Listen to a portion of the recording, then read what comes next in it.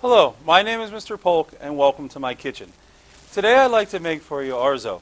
And Orzo is really unique because it's a pasta, but it's a pasta in the shape of rice. So these little tiny thin pieces of pasta look like you just took spaghetti and cut them, except they're pointy at the ends and they look like long grains of rice. What we're going to do is we're going to cook it down. We're going to saute some onions and put some garlic in there and saute and then slowly simmer it down in its own stock here, in the chicken stock. And then by the time this is tender, we're going to have pretty much just a thin amount of liquid in there that we'll add some butter to and add some of the Parmesan cheese to, and then we'll mix that together to make just a really nice Orzo with Parmesan cheese. So let's get started. Okay, so for the Orzo, what we're going to do is start with our ounce of clarified butter, and then we're going to put in our 2 ounces of sweet onion here. And we're just going to go ahead and let those sweat. And again, we're not looking for color, we just want them to soften. But once they sweat and soften, then what we're going to be able to do is we're going to be able to add the garlic, the Orzo, and the stock, and just get everything cooking. So now that we have our onions starting to sweat down, we're going to go ahead and add our garlic. This is about 2 cloves of fresh garlic we're going to put in there. And then we're also, which I know is different for a pasta dish, but we're going to put the pasta in right away.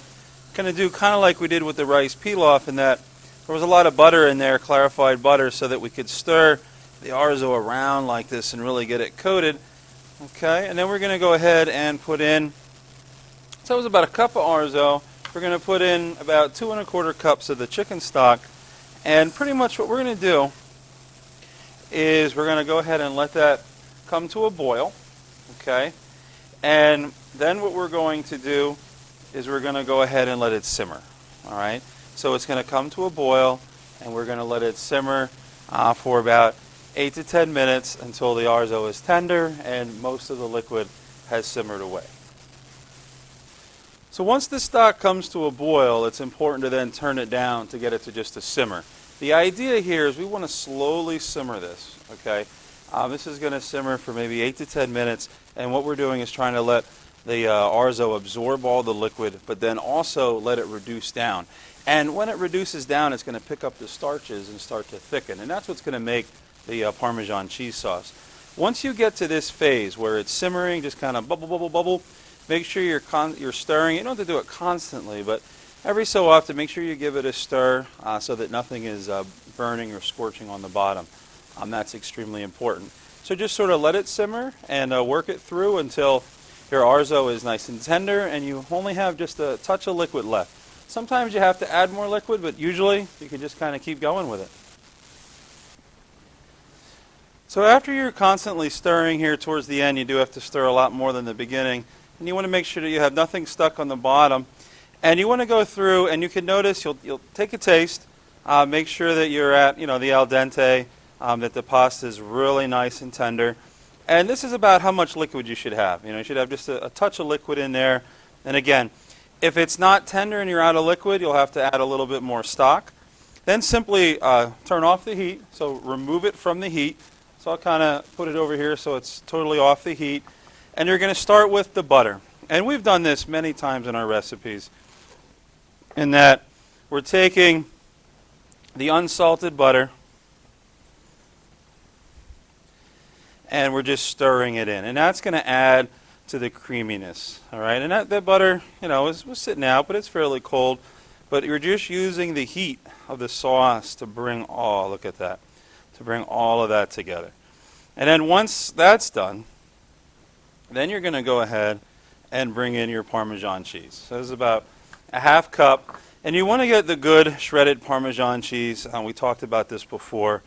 You don't want to get the Parmesan cheese that's in the container for spaghetti, because that has anti-caking agents in it, and it's not going to melt like the Parmesan cheese. So you can see how this Orzo looks really nice. It gets a creaminess from the Parmesan cheese. This is going to be a base for plenty of things. You can season it. If you want to add a little bit more, you can put a little bit of fresh pepper on there. You can put a touch of your salt. and then go ahead and stir that up. And if you wanted to add more garlic, you could, but there you can see how beautiful the orzo turns out. And it makes that creamy sauce here just from the cheese, the butter, and that stock that had simmered, and it brought in a lot of the starches, and it gives you that texture. So let's take a look at plating this. Let's finish with the orzo and Parmesan. So you can, sometimes depending on how tight you make it, you can get it to mold up.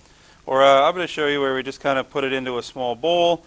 If you were doing this on your plate, this is great with the chicken parm, where you put a little bit of it on the plate like this and then lay your chicken parm on it. And all I'm going to do for a garnish here is I'm going to go ahead and put a little bit of shaved Parmesan cheese, and then just to give it a little color, just a little bit of some fresh minced parsley. And there you can see how the orzo dish turns out. It's really nice how it makes that creamy sauce, not from cream, but from the fact that you've simmered down the orzo, the starch, and then the butter, and then the Parmesan. It just all works together to make this wonderful sauce in this wonderful orzo dish. So I'd like to thank you for cooking with me today, and I can't wait to cook with you real soon right here in Mr. Polk's kitchen.